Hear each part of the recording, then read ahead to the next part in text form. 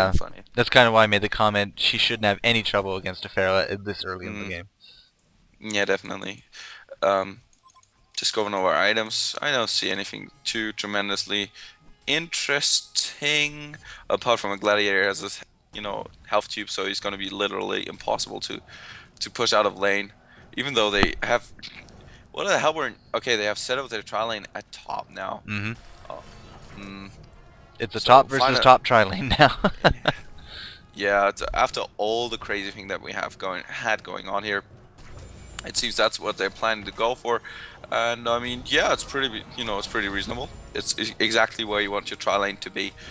Pretty bad that this word does not block. Whoa. Oh, all I saw was Sandwraith die, and now it looks like in the mid it's gonna be a duel to the death. But wow, Defiler got out of that with like 5 hit points. I kid you not, 5 hit points. Yeah, I just saw it. Oh, crazy. Very sexy, very sexy. It's girl on girl action, and they're both undead. Yeah. That's so hot. Yeah. Oh, just shut up. Maybe Defiler is really fucking ugly. Sorry. I used a bad word, but popping her ultimate's obviously very powerful. I would have liked that she did something more with it than just retreat, but obviously 5 hit points. Yeah, but if she retreats, why does she just use all the bottle charges? Like, I mean, she was gonna refill it obviously, but it's kind of.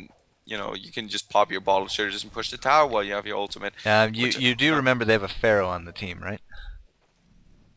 Imagine dying to a snot shot. That's pretty bad, but she used all the bottle charges, right? Yeah, so, just saying. Could have happened. Could have happened. Yeah, could have happened. Whatever. She played it safe. She went back. I mean, the ultimate's gonna come back. Another 30 seconds, she'll be good to go. So it's alright. Yeah. Let them play safe.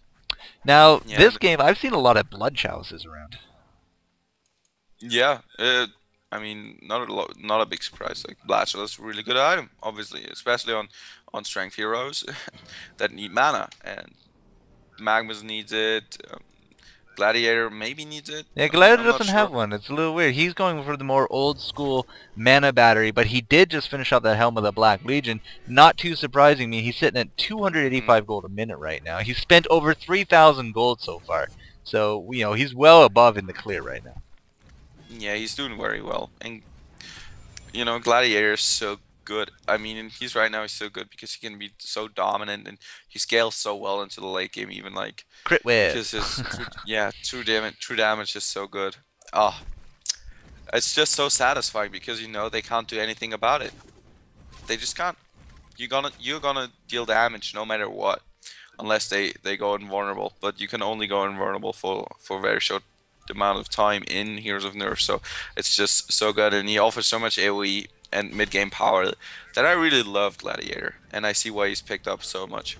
I really want to know what he was thinking with that ultimate there, but that's okay. Gotta try. Oh, who's going down?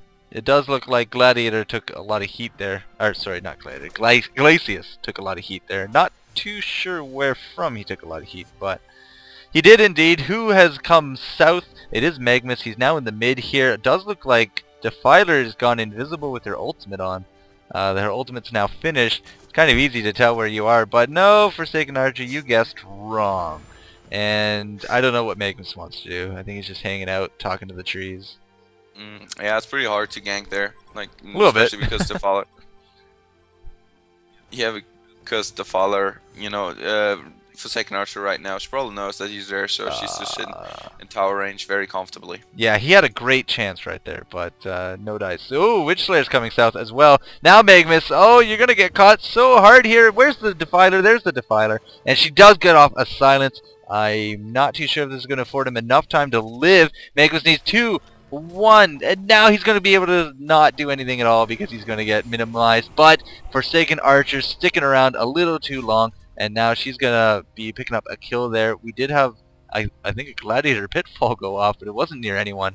So a little bit of a weird exchange. A Magnus for a Forsaken Archer. I would do that trade any day if I was the Legion. So. Yeah, but we see this wretched hag is clearly dominating her lane now. Yeah, where's Pharaoh? Yeah, he's I don't mid, know. he's I've mid. probably tried to help his team, but she's right up at 300 gold per minute, finishing off his steam boots with a neophyte's book. Probably going to go for a very classical build, which is puzzle box. Oh, I haven't seen a puzzle box in such a long time. Would be awesome to see one, because it's such a good item, obviously.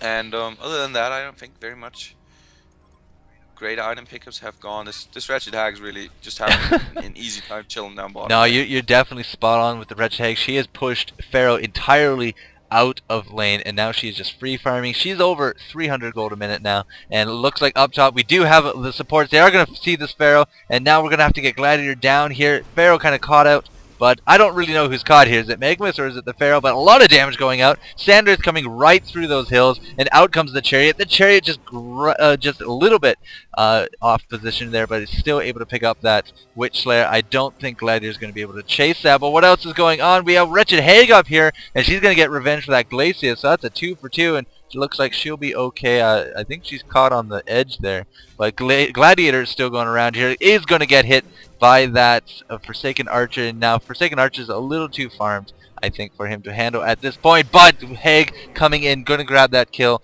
on that Pharaoh. Now Gladiator very tanky, showing his tanking wiles here, and unfortunately I don't think Forsaken Archer cares whatsoever. She's going to pick up a double right there. I think all 5 heroes on both teams were just involved in that fight right there. Yeah, definitely. Good port from Wretched Hag. In the end, it was just not enough, because Forsaken Archer, as much as Wretched Hag was dominating her lane, Forsaken Archer was doing a pretty good job in her lane. So it's really kind of, you know, an even trade in terms of lane, and it all comes down to positioning and all of that good stuff. I mean, in the end, Gladiator went down, everybody went down. I think so everyone went down. Yeah. You have to go. You have to give it to the HoN though, because they finally got basically everyone killed. Oh, talking about getting people killed. Glacius goes down to this great positioning there. The Witch Slayer afforded the vision, and now they easily found this Defiler. But, oh, turning the table is going to take out that Sandwraith instead. Defiler got out of that.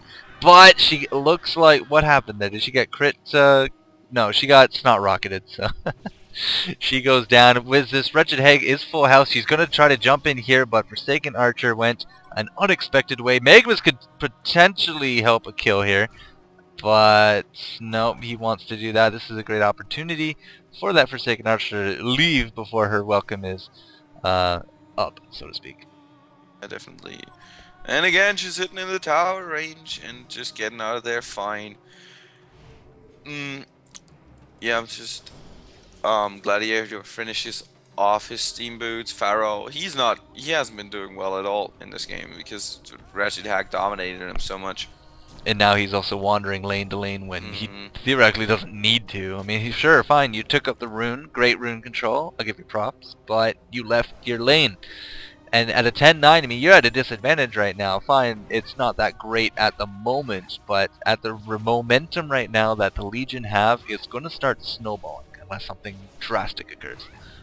And as I said, like, they have a really strong mid-game team, so they can, you know, if they can get it off, they can easily take, you know, this game in mid-game, because they can push towers so easily with a Defiler ultimate, even though she's only level 9, but still, you know, the ultimate just takes towers down so quickly, and they have huge team fight potential. The only thing I can see this going wrong is if Sandwraith gets super farmed. Well, speaking of super farm, did he get that kill? He did land that kill on Magmus, and really, I think this is a little bit of a great synergy that was planned here. We had Witch Slayer stun, and then Pharaoh ulted onto the Magmus, and Sandwraith threw his Sand Dagger. What's it called? I can't even tell at this point. But he just glides right in, gets the kill, and then glides right back out of the Pharaoh mummies. So I think that's a little bit of pre-planning on their part. It's very fun to watch. Also, what's going to be fun to watch is Voodoo Jester goes down really quick. Oh, this is going to be bad, though. The Legion don't know this, but we have a level 11 Invis Forsaken Archer right here in the midst of things. All they have to do is initiate, and she can get off a really, really key combination here. Get out that pin and then throw out her ult. She could easily catch 2 or 3 heroes, but I'm not too sure if they want to do anything at this point. I mean, how long does her invis? She has another 20 seconds of invis, so let's see what she does with it. Yeah, the Legion definitely want to push this tower now. And this Forsaken Archer, obviously, you know, There's no easy way to position yourself when you're invisible and nobody knows you're invisible, and you're like, you don't see me. No, But, she's going to back right on out. Yeah. Did not use it whatsoever. But Sandraith is going to use his. It does look, I don't know, it kind of looked like a madman was there, but Forsaken Archer getting insta-gibbed. But Voodoo Jester throwing out the hurt. Down goes that tanky gladiator, and down goes a whole bunch of other people, including that Pharaoh, the Wretched Hag, and the Witch Slayer. Glacius is going to be alive, at least for now. Magmus is contributing to the kill. Look at that turnaround. Legion genociding the Hellborn, even though they had such a great advantage at this tower. Yeah, as I said, like, team fight potential. AoE kills everything in mid game. That's why so many teams like the AoE teams, and the early genocide is definitely a bad thing. Defiler, I mean, her ultimate is probably gonna go down very soon, but they can take this tower, I think, pretty easily. And you know, which tower? The top tower? Because they're nowhere near it. Yeah. All right. So I'm hanging behind like an idiot again. I'm at 18, 12, 13, 14. Yeah. Little behind, huh? That's alright. A little bit. That's alright. But I think Whatever. the key there was that Forsaken Archer not only didn't use the invis, you know, and get everyone coordinated enough to use the invis, but as soon as she came out of it, she got insta-gibbed into, I think, like a combination of 3 different skills. And so she got Pitfall, she got Magma stunned, and I think there's a Defiler wave, and she just dropped like a rock. She was not part of that fight. She died in it, but she did not contribute whatsoever. I think that really did make a big difference, as it looks like Pharaoh is contributing to not that spectacular a record as he goes down south. And this is a really good idea for the Legion, because now that, you know, they know where everyone is, they just took out that Pharaoh, they already see on the map 3 more top. They of course don't know this, but Witch Slayer is also top, and now 3 of them pushing bottom. That defense tower goes down no problem. Yeah. Yeah, it's really easy talk. Oh my god. That was hard to say. Yeah, I was like, ugh, I need to get the words out. But yeah, they're gonna try to push whenever that Defiler ultimate is obviously off cooldown. And well, they took get 2 as many towers now. as possible. That they took the Defiler ult and said, well, okay, well, why not? And they took 2 towers in the space of 30 seconds. Wow. Yeah, and you know, I mean, the short lane towers, they're pretty important. Yeah, a little bit. Not as important as top lane. Here in top lane, those are, in my opinion, a little bit more important than the mid towers. But you know, towers to towers is map control. It's gold. It's just showing their lead, and it's showing in the numbers, experience, and gold wise. And yeah, again, it seems like the Legion have this game pretty much in their hands right well, now. I don't know. I guess they're just toying with the Pharaoh, because they pitfalled the Pharaoh, who immediately threw up his mummies and then kind of got insta-gibbed to go with that. I don't really know what Magmus is doing. He threw up an ult, and then I guess he lost all his mana because he didn't do anything with it. He just sat there. But Wretched Hag did go down, as well as that Pharaoh, who was the first kill here. 18-13. Does not look like too much else is going to go in on this fight. I think Forsaken Archer is going for Tablet of Regeneration, so that's going to be in her bottle. I'm not too sure that's going to really affect much of this fight. But yeah, right now, Hellborn definitely on the defensive. And again, now with those bottom towers gone, they'll have to keep half a mind on that bottom lane, because again, you know, that short lane, as you said, is very important. If these creeps, you know, start pushing up and they don't notice, that's a lot of free hits on this base tower that you really don't want to be giving away. Yeah, and I think for the Hellborn, a big problem is that the Pharaoh is just super underformed right now. He's 2-6.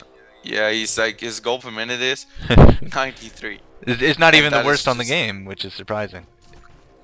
Yeah, but it's just Pharaoh needs a fair share of farm to be really super effective. I mean, he doesn't need very much, but you want some survivability going for him, or some more gank power, and if you don't get that, then it's just not bad. I mean, he comes basically with everything he needs. Like, he has an initiation skill, he's got a chasing skill, he's got a trap skill, whatever. But you know, he can really put some good use to the farm, and just seeing that he's so under farm just displays like the state that this team is in. And just look at Witch Slayer's farm. Like, sorry, like Witch Slayer's inventory. The Pharaoh ported in here to the fight, since I'm assuming you're a little behind again. But he got insta-gibbed again by the timed, basically a timed combination from everything. He ports in, dies. And just as you're talking about, you know, to get him a little bit more farm, he ports in and dies. It was very ironic. He's up to 7 deaths, 4 dead now on this Hellborn side.